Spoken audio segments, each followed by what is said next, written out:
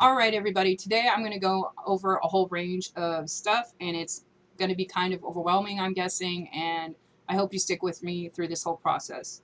Also, I'm going to give you a heads up on what I'm trying to explain here, so maybe you'll be more willing to listen to everything that I'm going to go on about. So here we go.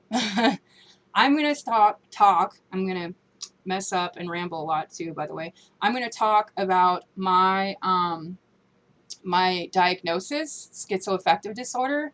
I'm going to talk about how I think it's affected me, and then I'm going to go deeper and talk about how I think it's actually consciousness, culture, and other things that have contributed to my mental illness, and how I feel it's been doing that. And then I'm going to go into how that affects society, how society is affected by the way the brain works and consciousness.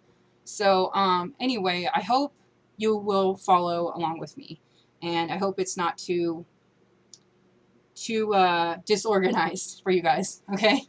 So anyway, I guess what I'm going to do is I'm just going to kind of give you Wikipedia's definition of schizoaffective, and then I'm going to go into how it's affected me.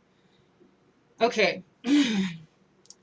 So, schizoaffective disorder is a mental disorder characterized by abnormal thought process and deregulated emotions. The diagnosis is made when the patient has features of both schizophrenia and a mood disorder, either bipolar disorder or depression, but does not strictly meet diagnostic criteria for either alone.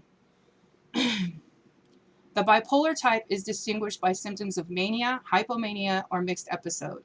The depressive type by symptoms of depression only.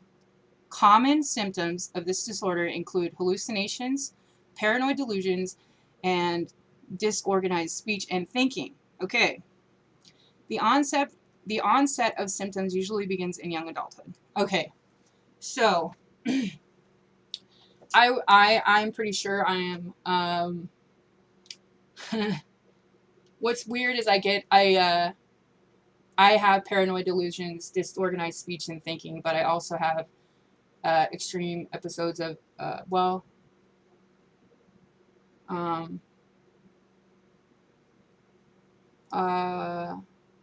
mixed episodes, and yeah, so it's like I would say I have depression, the depressed side, and the hypomania, or the like the straight out bipolar disorder side too. And I maybe think maybe both of those can be combined. I guess that's what they're saying. But I've experienced things like from my videos, OCD,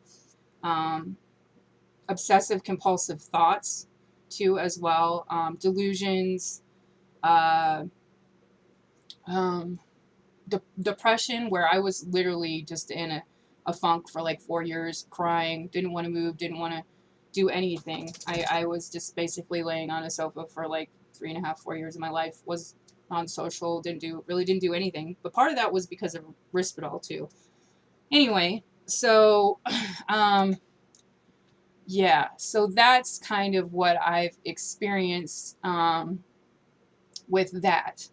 Now, the other day, I went in to see a therapist, and she tried to explain to me how our brains function and how, I mean, she didn't word it this way, but what I got from it is that we're kind of fear-based beings. And she started talking to me about the limbic system, and basically, if you look that up, I also have a window open for this, that basically it's like kind of the middle part of your brain. It's like right in here, and there's the cerebrum, the thalamus, and the amygdala, and the hippocampus. And I'm probably pronouncing most of these wrong, but these things in the middle of your brain pretty much are where your emotions and your memories are from. And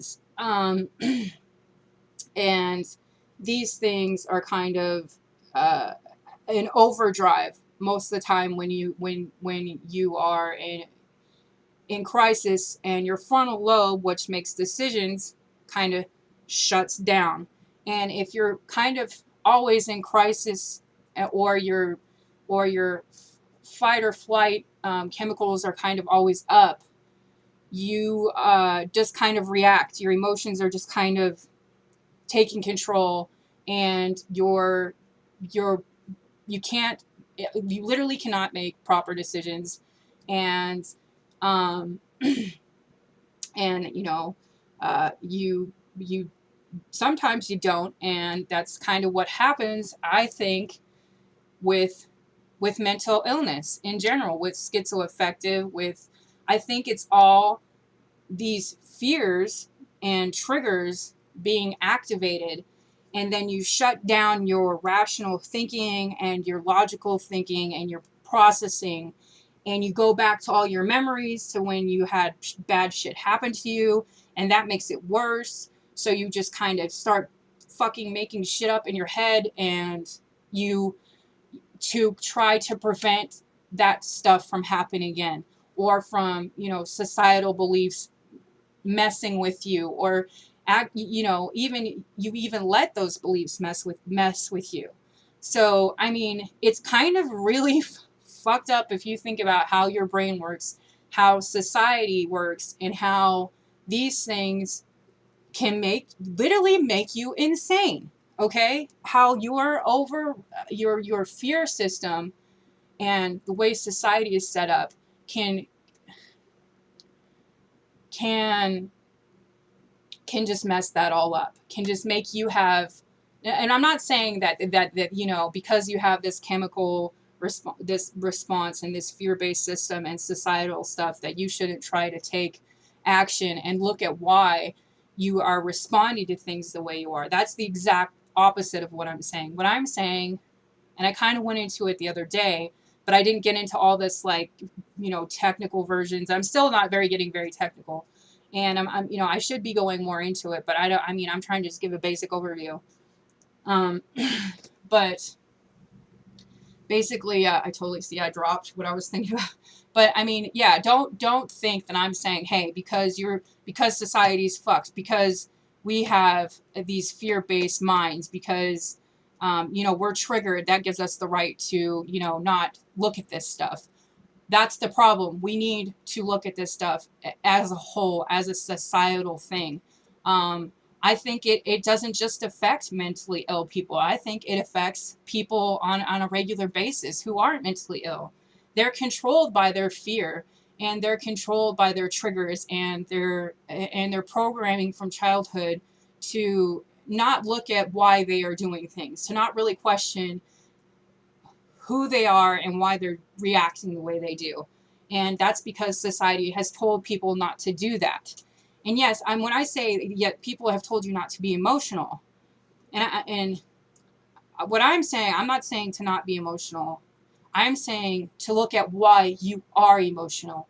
What is the deep-seated reason for you to flip out on someone when they say something, or because they're triggering something deep down inside of you that needs to be freaking looked at, dude. It's not, there's all kinds of things like that in everyday life that are happening. Like, and people think, oh, well, it, it, mentally ill people just have an extreme version of that, is what I'm trying to say. And consciousness, I also watched another video that my ex sent me, or we're trying to work on things, so it's kind of weird to say what's going on, but basically he sent me a video too, which is related to this, and kind of in a way to me, and consciousness, and how and then I started watching other videos about how consciousness is just kind of basically our just, I mean, it's just our understanding of via language of other things, and it kind of fucks everyone up. And it in a way, because we all have our own ideas of what one word means. Love could mean a million different things to some person. Love could mean that you get fucked over to one person, and or to another person it could mean hugs and kisses. There's all kinds of weird stuff that it can't fully be communicated, and triggers and fears that are just, that have to be looked at. Do you get? And so, I mean, I really don't know what else I can go, how else I can explain that. Just that I feel that everyone, including me, and I kind of went into this in my other video, but I wanted to explain how it works, how the brain is kind of, how you, when you have this fear spike up and this adrenaline spike, how it's from your conscious beliefs and the way you've been programmed throughout life. And I know that sounds pretty like, okay, well, that makes sense. But I mean, when you're having hallucinations and you're hearing voices, or you're extremely depressed, it's kind of like, what? That's, that's silly. That's just basic stuff. I already knew that. But if you actually look at it, it's not just basic stuff, because you have to work on it. You have to actually work on it. You have to look at it and you have to go, this fucking hurts. And no, I don't want to hear what this other person's saying to me. I don't want to see what cultures, what somebody else is saying to me, because when they're saying to me, it triggers me. Or I don't want to, there's something. If you're not looking at something else, something inside of you is being triggered that you need to work at. And that's all I'm trying to say. You can set boundaries and you can look at them, and from then on you can work with them and figure out how to live a somewhat sane life. And I think that's what all those meditation and DBT classes and all those other things are trying to say. They're saying, hey, take a chill pill, and then go in and literally go inward. And when you start freaking out, look at that and say, well, this is coming from somewhere. Obviously, my brain is making me shut down, literally shut down my decision making, because right now I can't do anything right. There's something that's telling you, hey, whoa, hold on that shit. If you're freaking out right now, we need to stop and see why you're freaking out. Why, your brain's trying to help you, but it's also fucking you up at the same time. And so you're just having instant responses to everything. And and irrational fears about things because of stuff in your past. And it turns into different forms, hallucinations, delusions of OCD, and that's what I think it is. And I hope I'm not being repetitive, but I'm really trying to explain this the best I can. And how I think it's a societal thing. It really is. It's a consciousness thing. It's something that needs to be looked at deeper, I think. And I'm not a psychologist, I'm not a doctor, I'm not a scientist, but I'm definitely going to start researching it more and try to figure out how I can fix myself, how I can, like I said in the other video, the more I look inward, the more I can change, the more maybe other people can change, because I will react to them differently. I will not react. I will calmly, look at myself and why I'm doing the things I do. And that's how I really feel that's how people can fix things.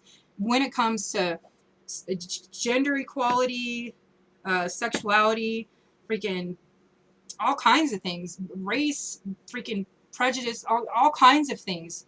Dude, if you can look at your own stuff, that's the solution. And I know I probably sound like some mumbling, like, crazy person, which, that's okay too. But I really think that's the answer. And I think that's what all these, Eastern philosophies are trying to get to. And I think if science and Eastern philosophies combined, kind of like DBT or whatever, things could really change.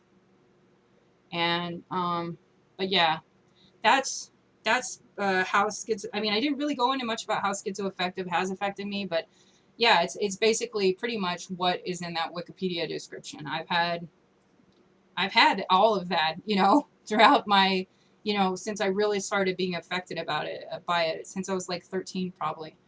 And it just got weirder, and then not so weird, and then weirder, and then really horrible, and it's just been kind of jumping around all my life. So yeah, now now I'm going to do my best to look at it. And when I say I'm not just going to look at my mental illness, I think I'm going to look at everything and why I do. I think that's why I do the shit I do. Like, why my mental illness is how it is, you know? So, anyway, yeah, I'm kind of just saying the same thing.